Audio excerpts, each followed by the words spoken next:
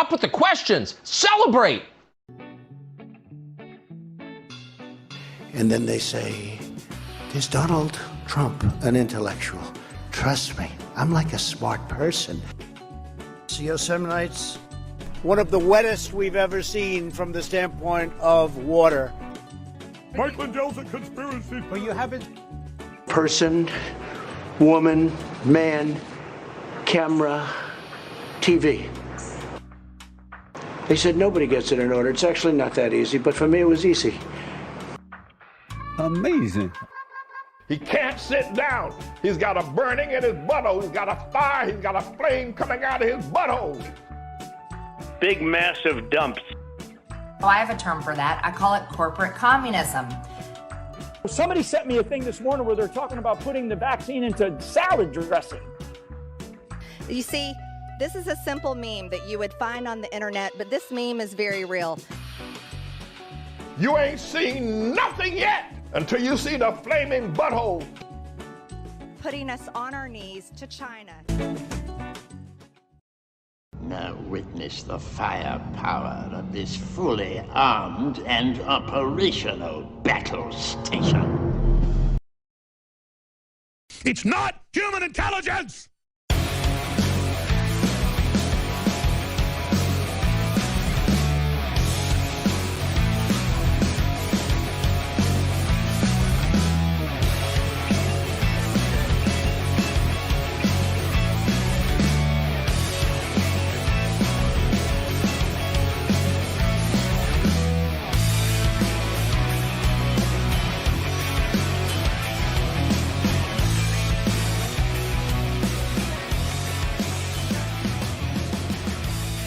Around the nation, Waldorf Nation, what's up everybody? It's Wednesday, midweek. We got a show for you. It's a fun show. It's an interesting show. It's a show, and I'm here for it, kind of. And so are you. Welcome. Thank you. All right, everybody. If you haven't already, please like and share the stream. I know we always have these weird intros, but hey, great. We're going to talk about some fun stuff. We have Dennis Prager back here. Yes, it's been a while since I checked in on our old friend Denny. We're going to see how he's doing, how he's coping. Is there a little bit of cope and seethe going on? We'll have to see. We have Kansas. There's a very important referendum, or I can't really say it's a referendum, but there's an amendment in Kansas, and I guess you could say that it's a referendum to the Supreme Court decision that overturned Roe v. Wade. I'm going to talk about that and how Kansas voters, they came through for freedom. Freedom. I love freedom. All right, Ron Johnson is coming for your Medicare and Social Security. Big surprise, but we'll talk about how the new trick that he's trying to use on that. We got Alex Jones. The trial not going well. Not going well for him. I've got some clips, including possible evidence of perjury. Oh, that's so good. And then Bernie Sanders talks about the Manchin deal, has a few words from a floor speech. I'm going to show you some of that, and we'll talk about what's in the Manchin deal and why progressives shouldn't be happy about it. So, that said, why don't we, before we get into the stories that I have today, I do just want to say, last night's primaries, from what I've recalled, interesting stuff that happened. Okay, so first, down goes Eric. Long live Eric. If you're somewhat confused, Missouri had a primary, and you had Eric Greitens versus Eric Schmidt, and then there was some other Eric. Donald Trump yesterday did the story about how there's an endorsement for just Eric. Eric. And I told you the story behind that. And so it appears Eric won. Well done, Eric. So sorry, Eric. It never gets, look, that never gets not funny.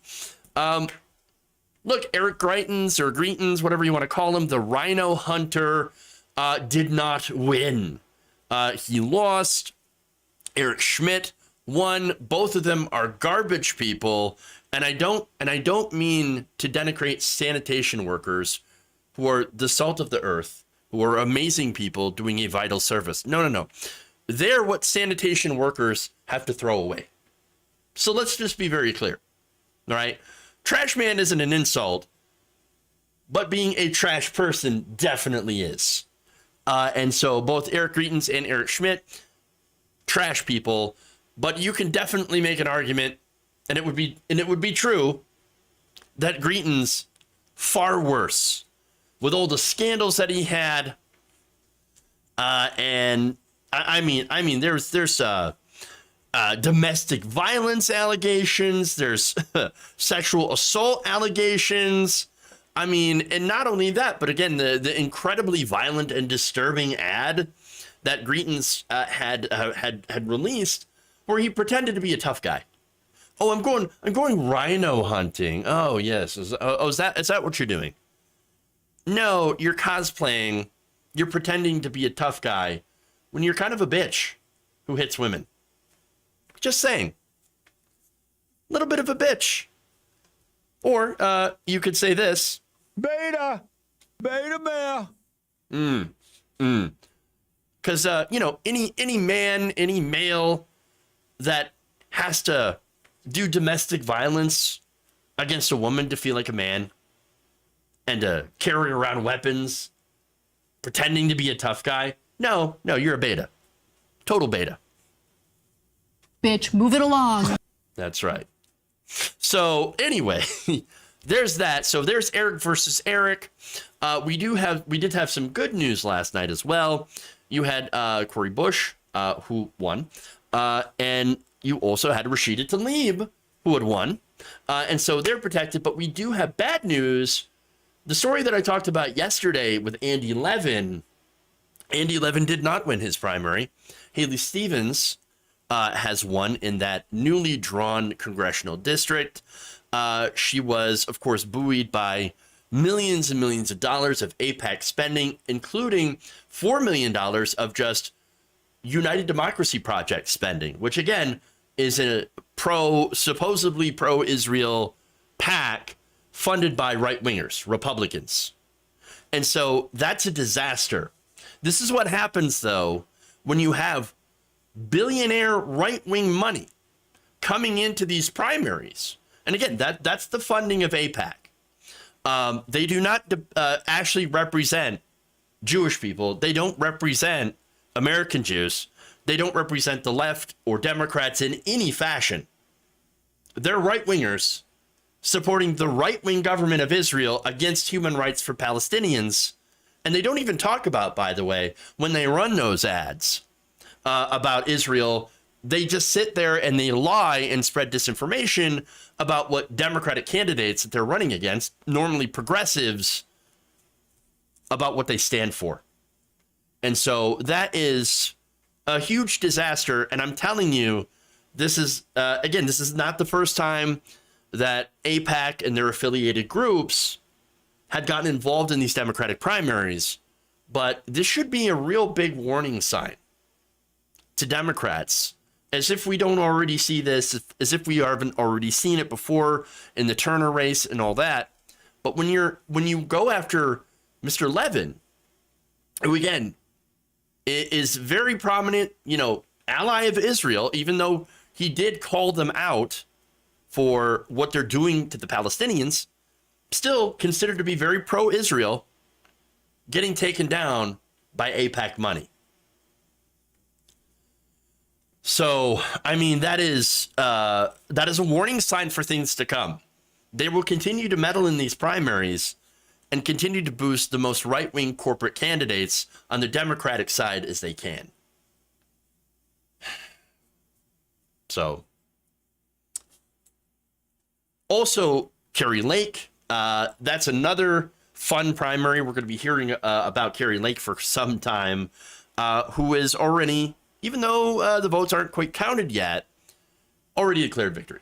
And not only did she declare victory, but she also says voter fraud. Wow. So, yeah, those are some of the more interesting primary results. But we're going to get into the Kansas story.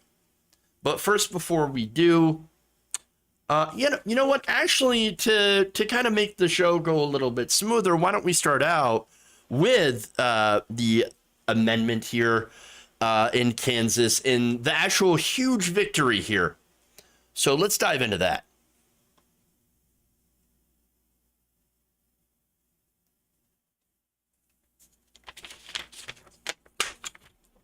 All right. On Tuesday, Kansans turned out en masse to defend freedom, reproductive freedom, rejecting an amendment to the state constitution that would have allowed Republicans to ban abortion. With almost all precincts reporting, the count was 59% against the amendment and 41% in favor. In 2019, by the way, the Supreme Court in Kansas had deemed abortion a protected right under the state constitution. This amendment would have gotten rid of that. Thankfully, this vote failing cemented that right into place. And so there were no changes to the Kansas Constitution. The defeated amendment would have added to the state constitution the following. The Constitution of the state of Kansas does not require the government funding of abortion and does not create or secure a right to an abortion. Now, there's more to that, and it gets a little convoluted, but we're going to talk a little bit later about that. But first, state Republicans were very, very clear that had the amendment been approved, they were ready to completely ban abortion in that state. There are already restrictions in Kansas, including waiting periods, and a ban on any abortions over 22 weeks. Nonetheless, hey, they still wanted to go further. They still wanted to completely gut and strip reproductive rights.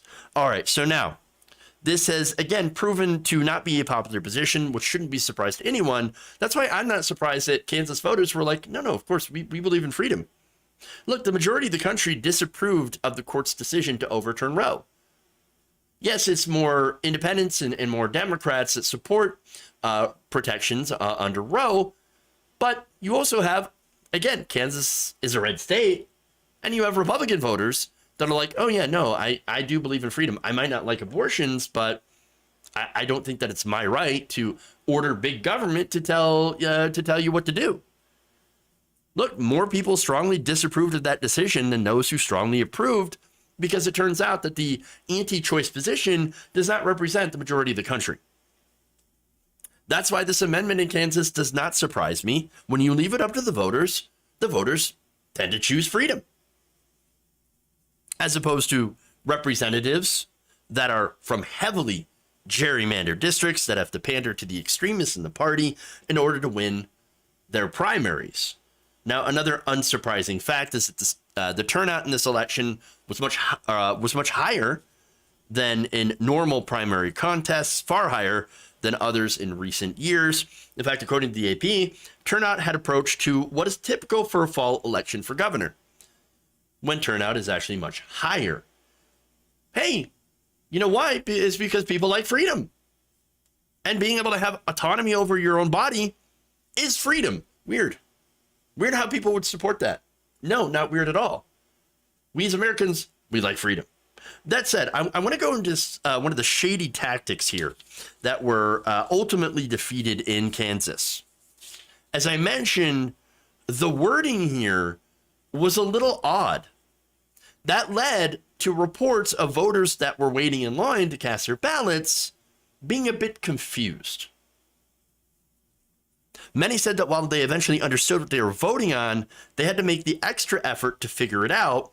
One of them, who was a Democrat, Celia Maris, told a newspaper that she had voted no on the proposed amendment and said she had to read the wording multiple times saying, I think they need to explain it because not everybody can understand this terminology.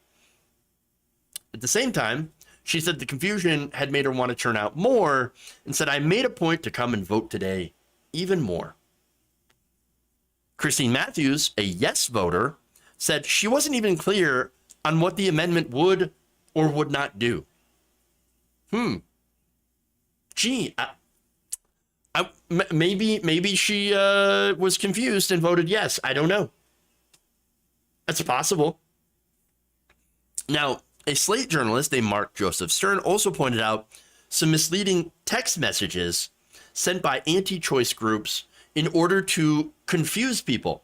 So they were sending these texts that said, oh, if you want to protect women's reproductive freedom, because women's reproductive freedom is under attack, so you should vote yes on this. Well, that is clear and deliberate lying. That is a clear misstatement of what this amendment would actually do. If you vote yes for the amendment, you actually take away women's reproductive freedom. But they're sending out text messages saying, no, if you vote yes, you're actually protecting reproductive choice and freedom. It's disgusting. It's disgusting. And by the way, those messages are completely illegal. They don't even have to disclose the identities of the senders of these text messages. And the fact that they had to use those underhanded, dirty tactics, and they still lost, it just also reveals how unpopular this position actually is. Now remember, as I've told you before, this has never been about life. This has always been about control. And thankfully, enough Kansas voters overwhelmingly rejected the Republican control, the Republican attempt to control their bodies. Thank goodness. Very, very proud of Kansas voters.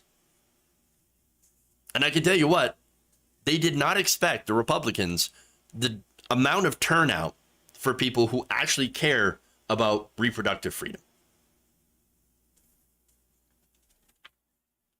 I love it. This is why they don't like ballot measures, too.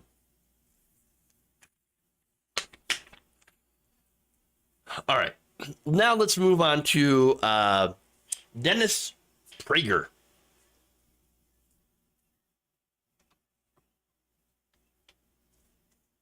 All the feels, none of the reels. All right.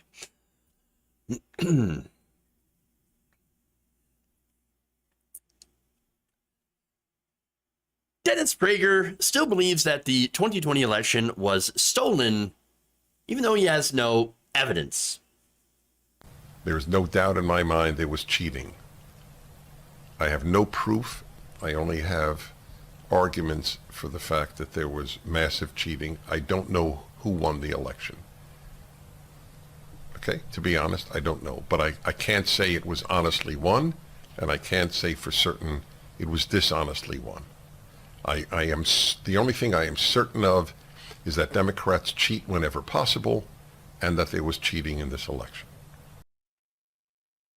Yeah. Tell me you don't understand what the word fact means without actually, telling me that you don't understand.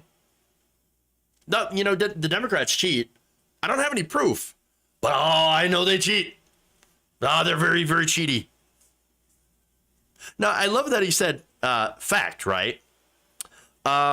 Because look, in the real world, a fact is something that you can prove, but when you're a right winger, well, you don't have to prove anything. I don't need to see the evidence. Forget about the evidence, said Mike Pillow. The right has failed systematically to prove that there was cheating and mass voter fraud.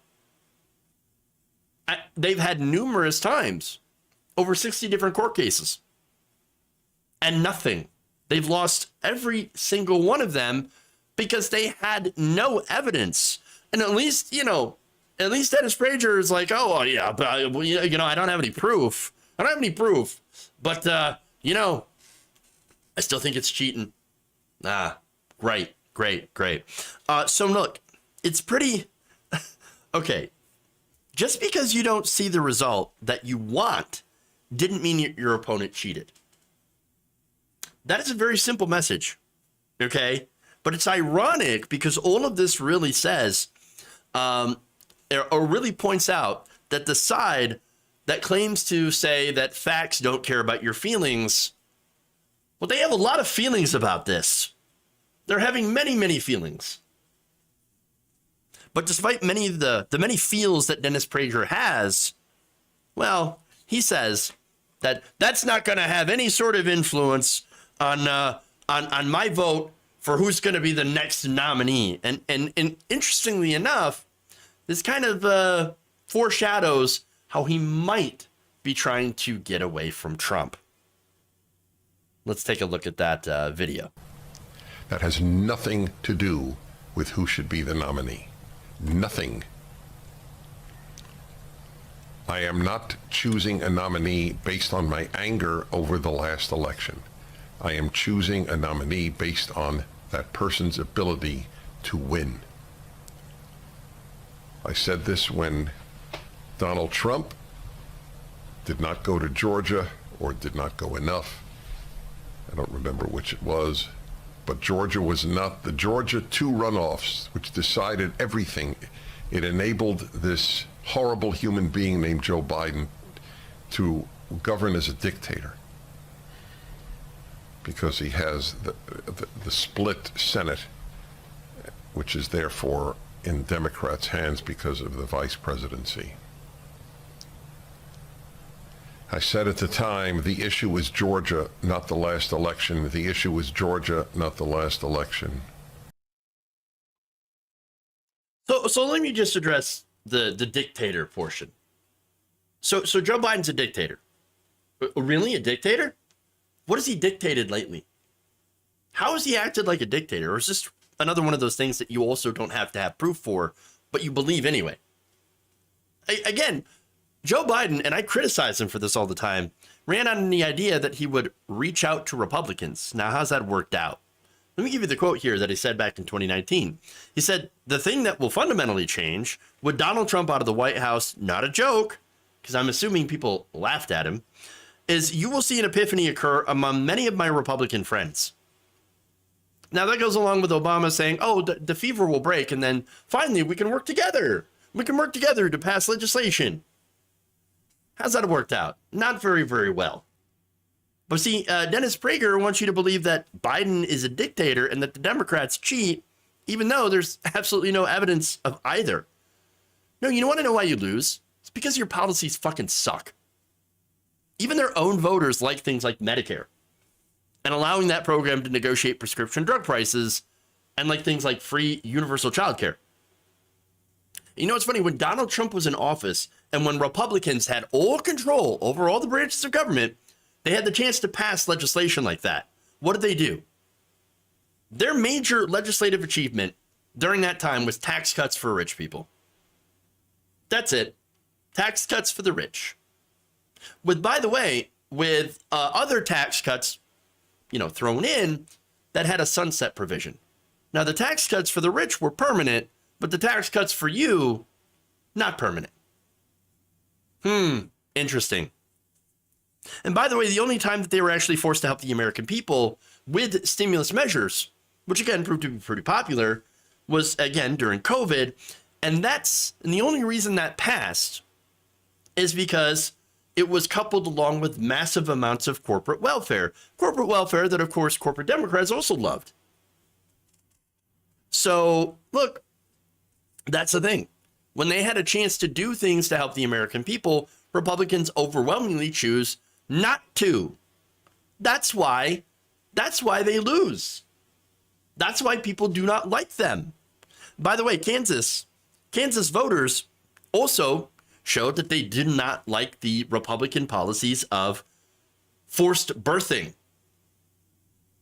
That's why you guys lose. Your policies suck. Now, Republican voters, unfortunately, a lot of them have been scammed. They've been scammed into believing things that aren't true. It's a fact. Now, many of them have had no or very little exposure to progressive ideas.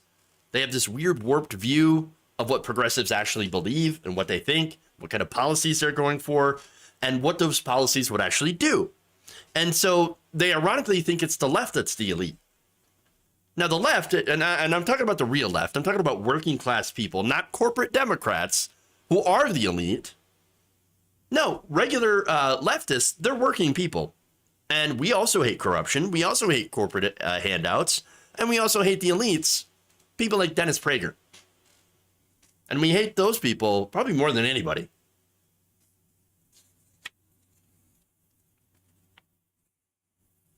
All right. Moving on. Speaking of the elites and how they want to rob you, pick your pocket, let's go to Ron Johnson.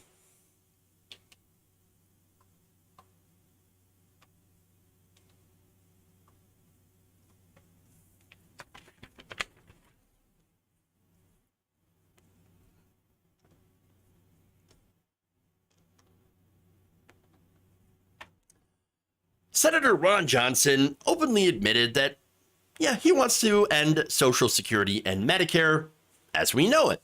So this is from an interview that aired on Tuesday on the Regular Joe Show. Now, in it, Johnson had basically whined about people over 65 automatically getting the benefits that they had paid into their entire working lives. Automatically. Here's what he said. Yes, and defense spending has always been discretionary. So VA spending is discretionary. What's mandatory are things like Social Security and Medicare. If you qualify for the entitlement, you just get it no matter what the cost. And our problem in this country is that more than 70% of our federal budget, of our federal spending, is all mandatory spending. It's on automatic pilot. It never, you just don't do proper oversight. You don't get in there and fix the programs going bankrupt. It's just on automatic pilot. What we ought to be doing is we ought to turn everything into discretionary spending so it's all evaluated so that we can fix problems or fix programs that are broken, that are going to be going bankrupt. But because, again, as long as things are on automatic pilot, we just continue to pile up debt. It's mortgaging our kids' future. It's this massive debt burden. All right, so let me be clear on this. Social Security and Medicare don't add a penny to the national debt. They just don't. These programs are paid for through payroll taxes, and when it comes to Medicare, premiums. And so, look, these programs are also prohibited from borrowing money and are only able to pay out money from their trust funds. Anybody that's telling you that these programs increase the national debt, they're a liar, and they want to take your benefits from you. That's it.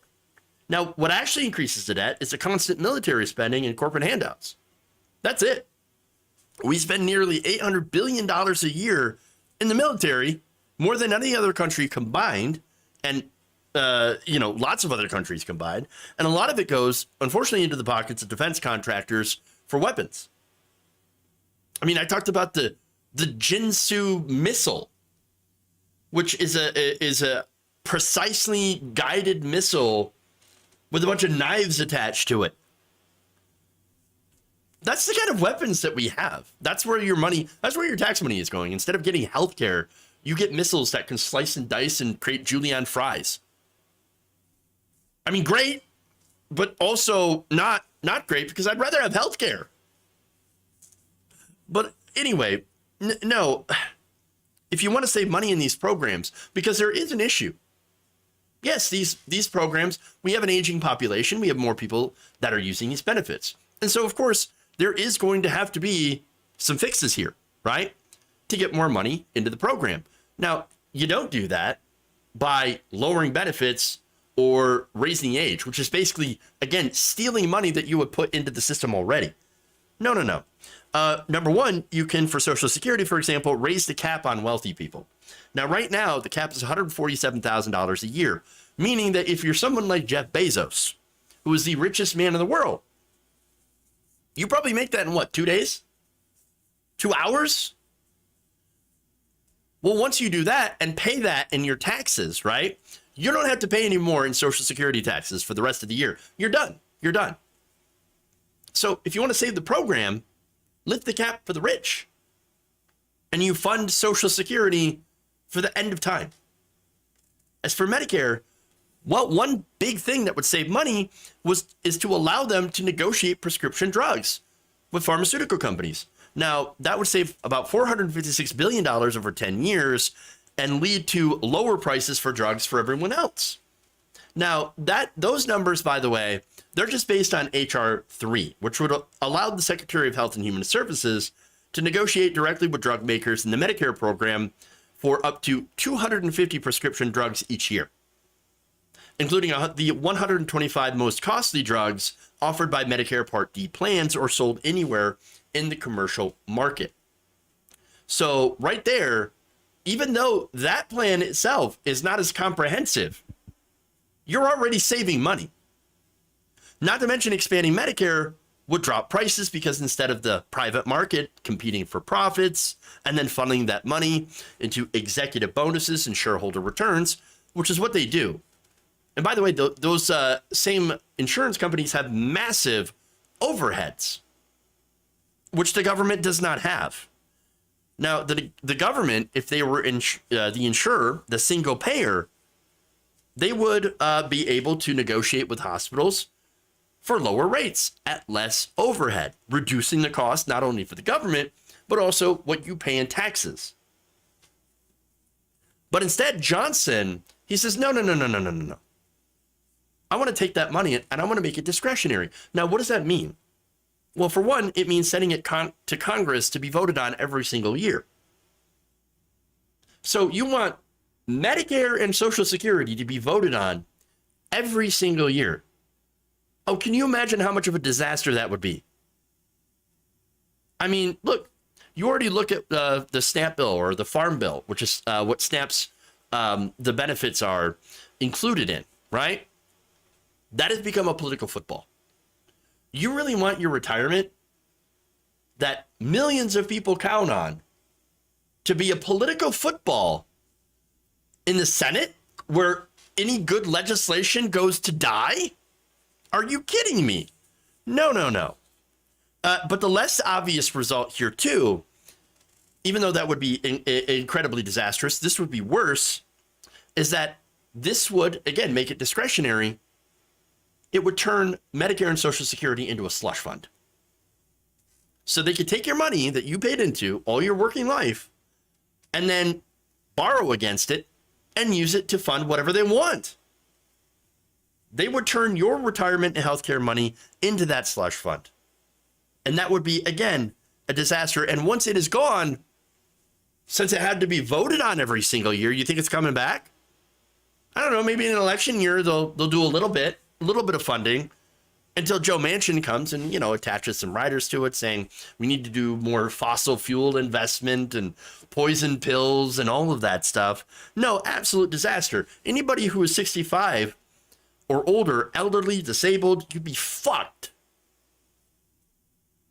Of course, let's be honest. I think Republicans at this point would try to keep, everyone over 65. Oh, no, if you're 65, you're 70 years old, then, we'll keep you as is. But anybody else younger, well, we're going to screw you over, okay? Because you're not our constituency. And then they'll tell you, of course, that, oh, no, we're actually protecting Medicare and Social Security. Yes, that's what we're doing while we're stealing from it. No, if you don't want that to happen, don't support Republicans like Ron Johnson, who are looking for so many ways to fuck you over.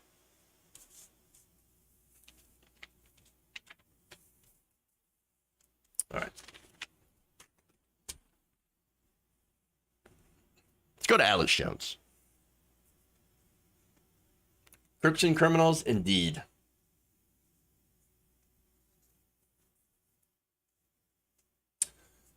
Or liberals. No, not really liberals, okay? You're talking about corporate Democrats. I think that's the because when we look at what Obama tried to do, he tried to remember the whole grand bargain that he tried to make with Mitch McConnell that would have, yes, cut Social Security and tied it to a chain CPI. So that's corporate Democrat 101, by the way. And so, yes, that's what they do. So that's a fair point, pointing out that there are Democrats in power, in office, that would also try to cut Social Security.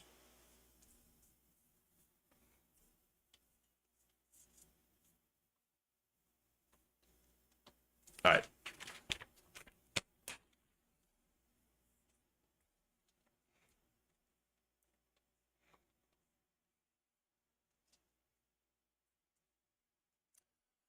Alex Jones, after having been found guilty of defamation, has been in court for the last few days to determine how much he's going to owe the families of the victims of Sandy Hook. On Wednesday, Jones took the stand, and it was not disappointing.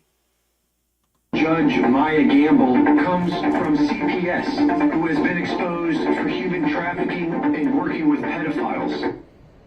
That's what you mean when you say you're taking this seriously? I take this as serious as cancer.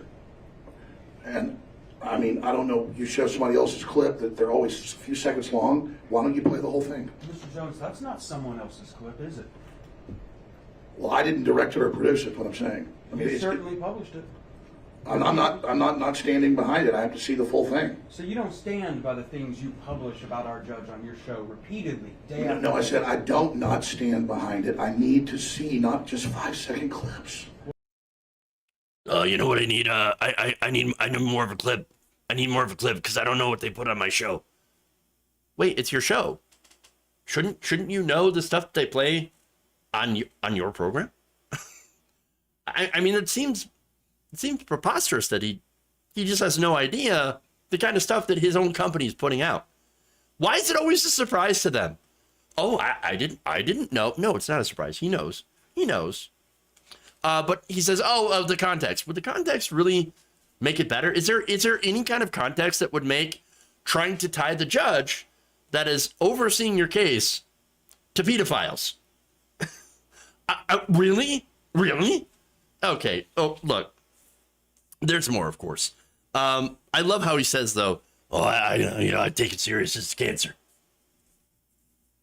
Sure. Now, as Bankston then pointed out, there are further clips that showed the judge in the case that was on fire. But here's Jones explaining it as, it's just a metaphor. The judge is the fire burning Lady Liberty. It's not the judge. The judge is consuming freedom. Wouldn't you agree with me, Mr. Jones, that I sure hope some of your viewers are able to make that distinction that you just put on that air, don't you? Object to the all I know is, Your Honor. is that I take this very serious. Withdrawn, so stop. No, I take this very seriously. Yeah, very, very seriously. Yep. I don't think that helps your case. I mean, seriously. The judge is burning liberty. How? This is not taking away your... This is not like putting Jones in prison. This is about whether or not how much, or I should say how much he's going to have to owe the families for defaming them. I mean, this is, again, ridiculous. But look, the case is already settled. Alex Jones refused to do discovery. I think for obvious reasons. He lost by default. And again, his own statements, his own videos show a clear pattern of lying about these families, defaming them, spreading nonsense conspiracy theories that he knew were not true because of money. It's always about money. I mean, he made $165 million in 3 years just in sales from his sketchy store. That's not to mention ad revenue from places like YouTube before he was banned from it. And so, again, this is always about Jones trying to protect his hoard, trying to protect his money. But there's another clip here. And again, I'm not going to show you this one because I don't have it. But he was talking about how he didn't like the jury. They were just too blue collar for him. He said, a lot of people are awake to the New World Order, but they're experts in leftist jurisdictions and sending out jury summons and hitting, let's just say this, extremely blue collar folks. I mean, half that jury panel does not know who I am.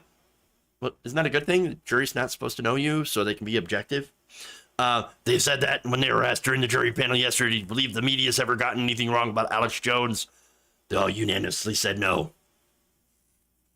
So it's people who live in all these different bubbles, and there are the bubbles that are awake and the bubbles that are questioning, and then there's the blue city bubbles where people do not know what planet they're on.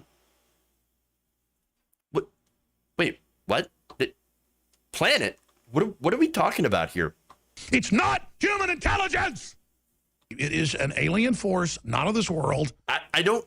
Okay, so the blue collar workers, blue collar jury apparently is biased against Alex Jones, even though half of them don't know who Alex Jones is. That doesn't make any sense. In fact, when asked by the famous lawyer, Mr. Bankston, he said, Mr. Jones, you don't like that the jury is made up of blue collar folks? You think that's wrong? And he responded, no, I don't think that. But you said it. And then Jones later tried to backpedal saying, well, I'm saying that some people, like you said in your opening statements, live in bubbles. We all live in bubbles. And the people who live in the mainstream media bubble, they might not have ever really seen what I really say or have done. Okay, fair enough. But there are people who do watch Alex Jones objectively, right? And again, they watch him. And most of the time, Alex Jones makes wild conspiracy theories, okay? Just says insane statements. But he says so much stuff. He puts everything out there.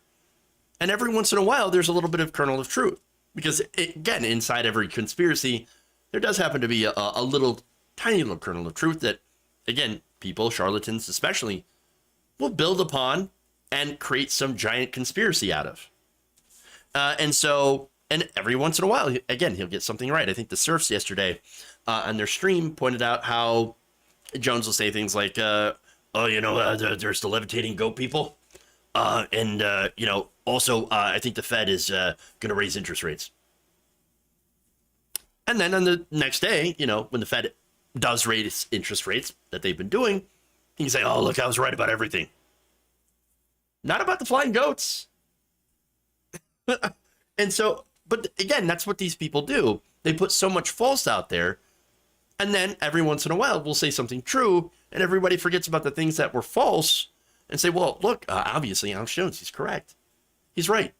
He's right in so many different ways. No, he's not. And that's what frustrates me about Joe Rogan, by the way, because Joe Rogan is like saying things where, oh, Alex Jones, he's right all the time. He says so many correct things. No, he doesn't. Alex Jones is a charlatan. He lies all the time. And he knows it, and he does it for money. But now, here's probably the best part, though, okay, of this trial yet. See, while people do see what Alex Jones says in front of the camera, they don't exactly see what Alex Jones says behind the scenes, obviously, because it's behind the scenes. But we get a little bit of a look into Jones and his text messages. Mr. Jones, did you know that 12 days ago,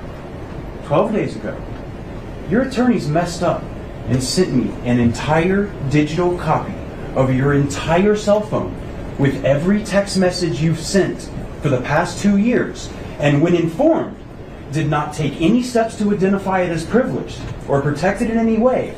And as of 2 days ago, it fell free and clear into my possession. And that is how I know you lied to me when you said you didn't have text messages about Sandy Hook. Did you know that? You said in your deposition, you searched your phone. You said you pulled down the text, did the search function for Sandy Hook.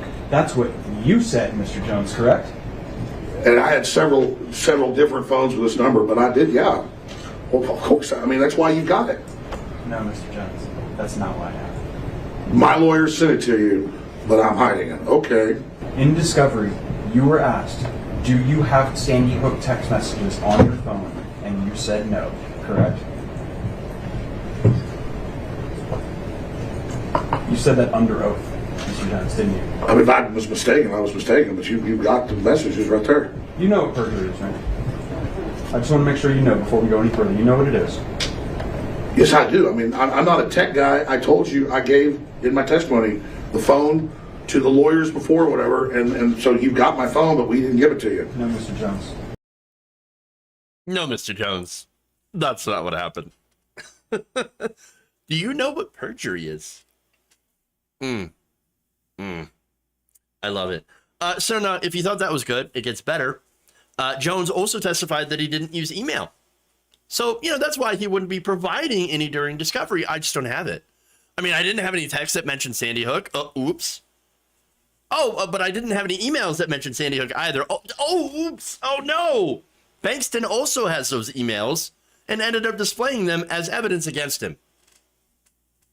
In fact, he asked, "You'd agree that these emails you sent to your lawyers, your staff, and others concerning your business operations, Sandy Hook, and other topics," to which Jones replied, "No, that's ridiculous." There's no defense. No defense. How did this happen? How did a digital copy of Alex Jones' phone accidentally get sent to the other side? That's amazing. Look, his lawyer's got to be the most incompetent lawyer in the business. I mean, that legal team, holy crap. How does that happen? How does that happen? Oops. Look, I know that this is a trial that's determining monetary damages in a case that has already been, ruled on, right? But now this guy has been accused of lying under oath, committing perjury. And it turns out, hey, if you lie under oath, that's a crime. Good luck trying to spin that one on your show, Alex. Even though, of course, we know you'll most certainly try. Fun.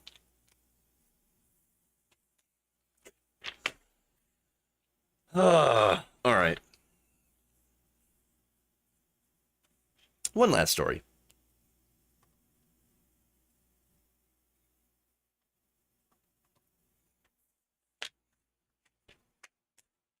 Can he even pay any damages? He's going to try to get out of paying any. That's for sure. All right.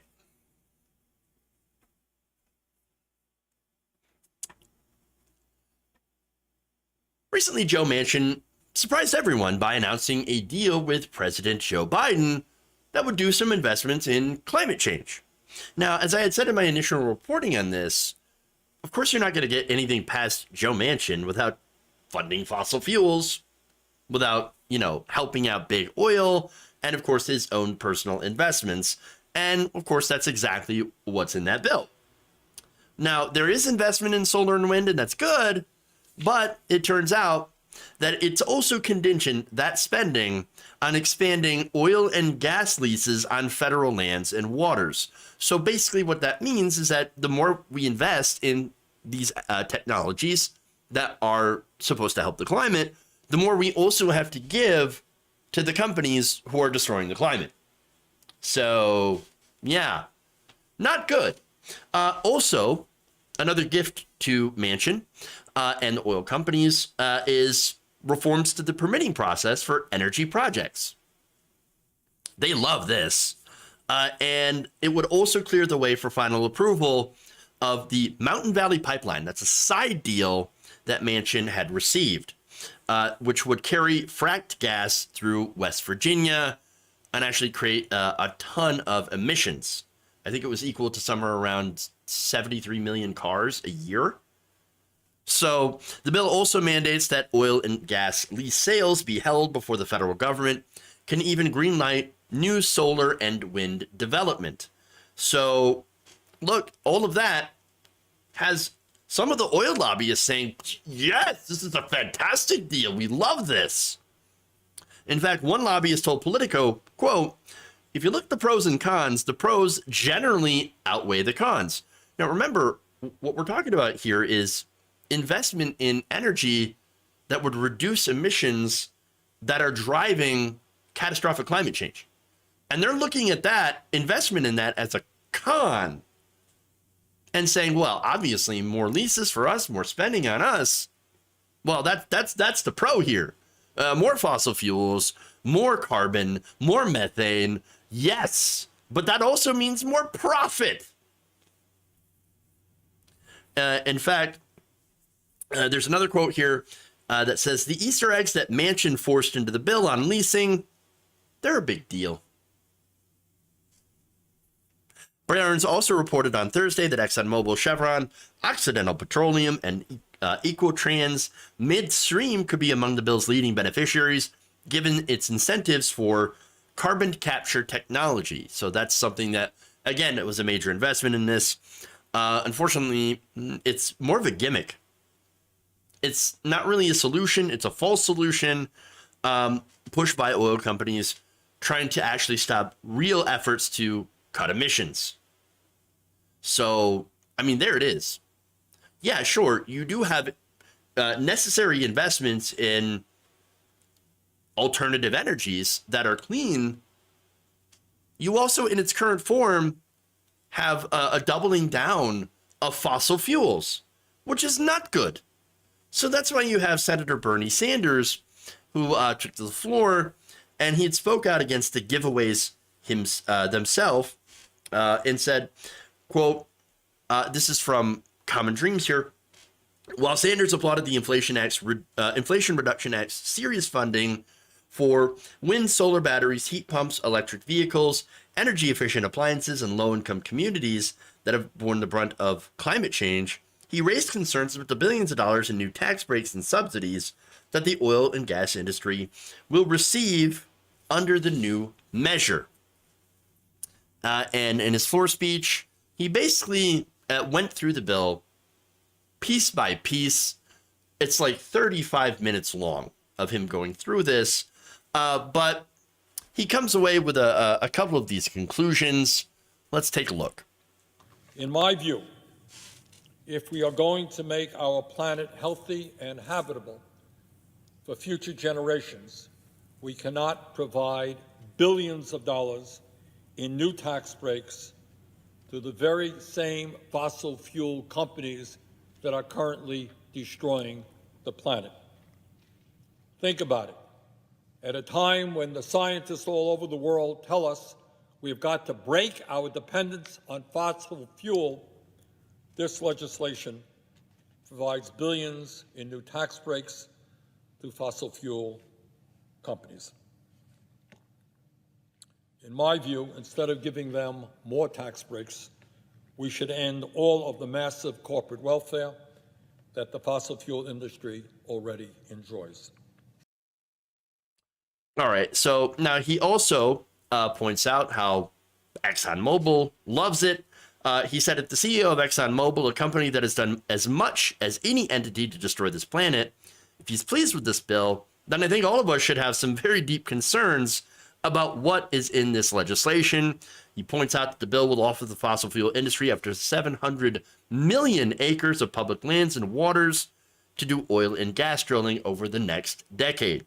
Far more than they could ever use. And said, we have to do everything.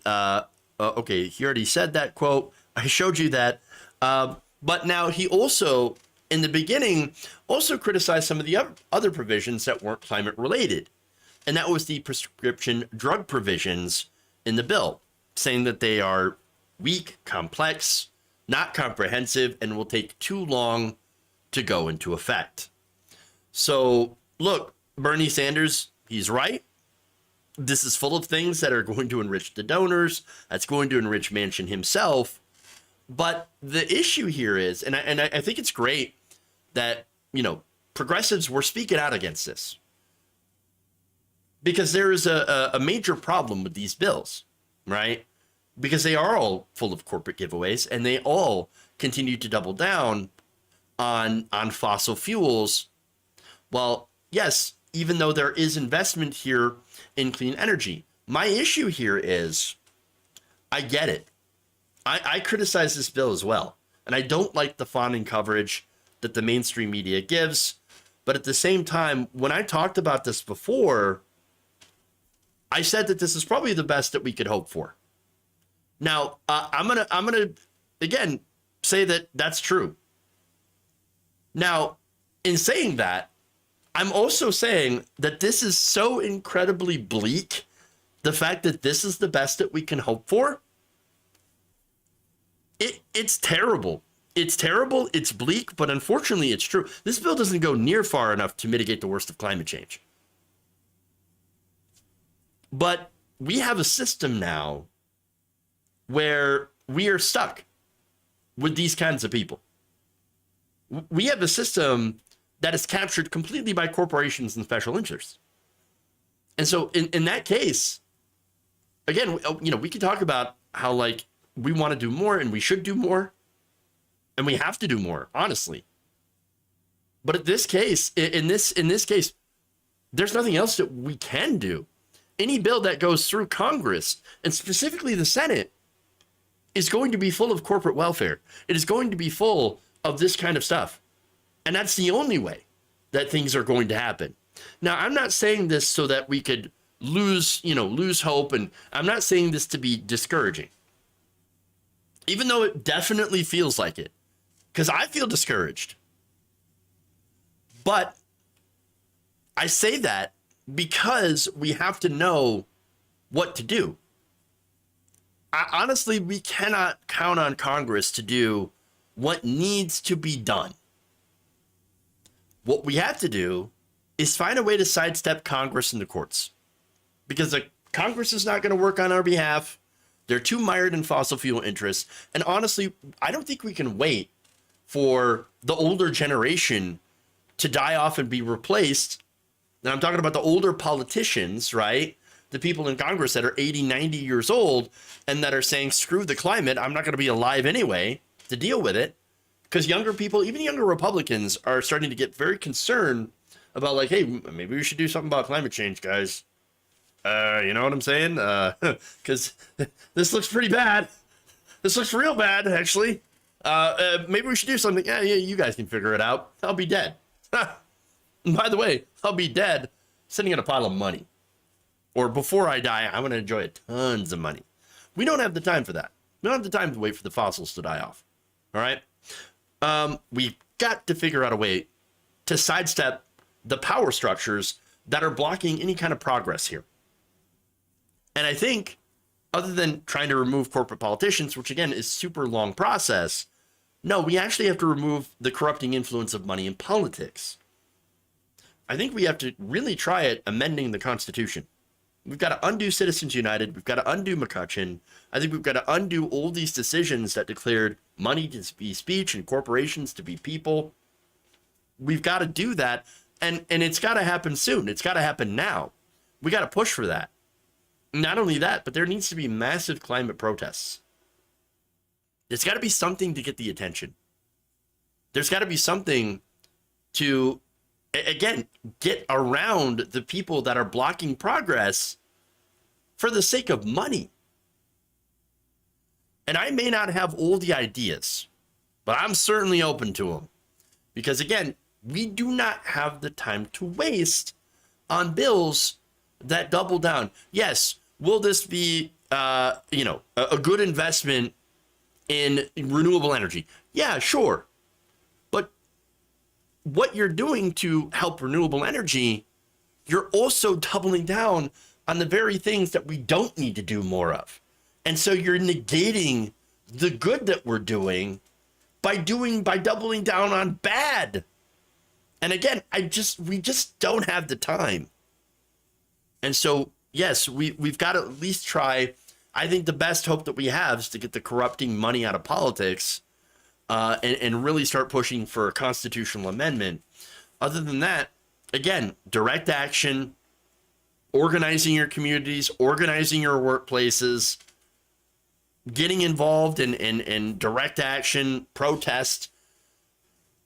And again, I don't have all the ideas, but we got to get together and we got to get these ideas and we got to act on them. So let's do it and let's do it fast. All right.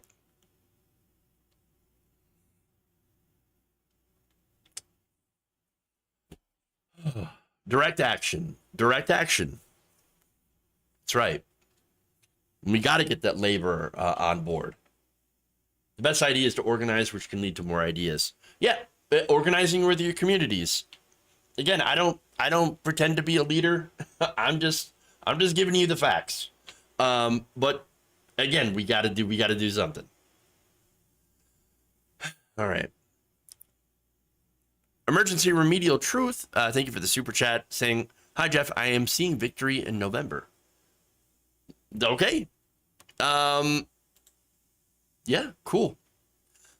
Kaylee Fox over on Twitch here, resubbed for a month of tier 1. Appreciate that. For 3 months. Thank you. Flocka Wessos, thank you for gifting 5 community subs and for resubbing with Prime for 9 months. Got the Twitch baby going on here. Thank you so much. Really, really appreciate it. Let's see. 61. Oh, thank you for gaining us to a total of 61 subs on Twitch. Really appreciate that. Let's see. Burning in pitchforks might help. Perhaps. Although you might have to watch what you're burning, you know, to kind of avoid more carbon. Just say. What will they do if they don't have the billions of dollars to carry them through to the afterlife? Yes. Yes. True. Yep. Please think of the dead billionaires. Everybody. Please. All right. Let's see. Twitch. We'll do a raid here. Left flank vets. Let's go and raid them. Tell you Jeff sends his regards. Everybody else, thank you. Please like and share the stream if you haven't already. Really appreciate it. Thank you all, and remember, change begins with you. I love you guys. We'll see you all tomorrow.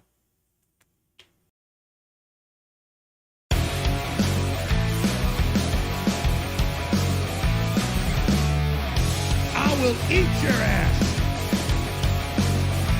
Oh no! Tighten up my meter.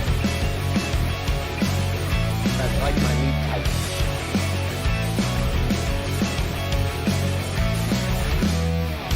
Bitch, move it along.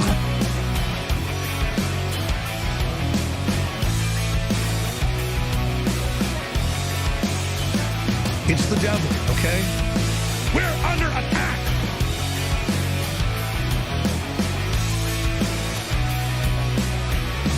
I want to go to space. Bullshit. You're kicking me out the door. You're kicking me out the door. Fired!